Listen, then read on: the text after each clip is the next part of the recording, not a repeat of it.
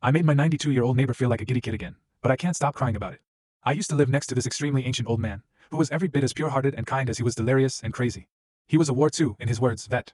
And back before dementia took over his mind, he'd do things like invite me over for tea and help me out with my history projects by telling war stories. But then the Alzheimer's hit, and he became a shell of his former self. There were times he'd stand on his porch and just watch me mow the lawn while he ate his Hershey's chocolate bar. And there were times he'd yell at me because he thought I was stealing his things. I was in my garden. His wife would shuffle him back into the house whenever this happened, and she'd always apologize to me.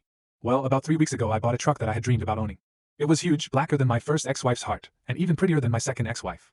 That Saturday I was putting a new coat of wax on it, when suddenly the old man startled me. He tapped my shoulder and said, "Nice truck, boy." "Thanks, Maureen," I said. He had a real name, but he forgot it, and wouldn't answer to it, so I just called him Maureen out of respect for his service. Maureen began walking around the truck with his hands behind his back, smiling and calling it a thing of beauty.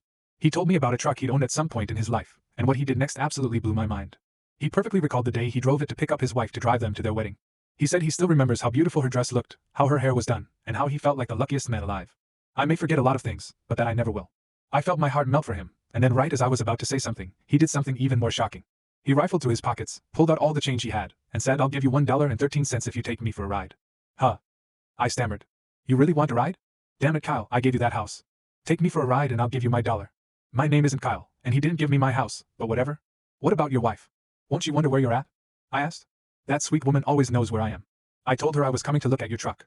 Now take me for a ride." "Why the hell not?" I said to myself, and opened the door to signal for him to get in. He needed help getting into the passenger seat, and he grumbled about the seatbelt. But we started driving. I drove sedately because I didn't want to frighten him or give him a heart attack. But not even 5 minutes and he said, "Come on boy, let's get this beach dirtier than the troops laying in the mud." For the second time I said myself, why the hell not? "Okay, Marine, but don't you die on me." I took him a mile out of town to the 2 mud tracks nearby. I sped up a little, causing the wet dirt to splash on the side of the truck, and Marine laughed and grabbed the handhold over the door with both hands. "That's better, Kyle," he said. I didn't care if he knew my name. In those few moments, I was Kyle. I drove through mud, splashed water higher than the truck, hit potholes like I was 18, and gunned the engine like the truck wasn't mine. The old man laughed and coughed and dribbled spit, but he was having a good time. We spent about 10 minutes on the tracks before finding a dirt road. The Marine was breathing heavily, but he was smiling a toothless grin. I drove him back home, helped him out of the truck, and let him hold onto my arm as he toddled back up the walk to his house. His wife met us at the door. Her face was covered in scorn, but he waved her off. "Stop it, my love. Kyle just took me for a ride in his new truck. Give him $1. He then took her hand as she helped him up the steps. She looked at me and said, "Thank you, Kyle." That was one of the last times I ever saw old Marine, as he passed in his sleep last night.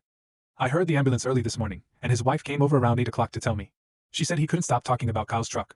His funeral is this Saturday, and she asked if I'd carry his casket in the back of my truck. I think he'd like that.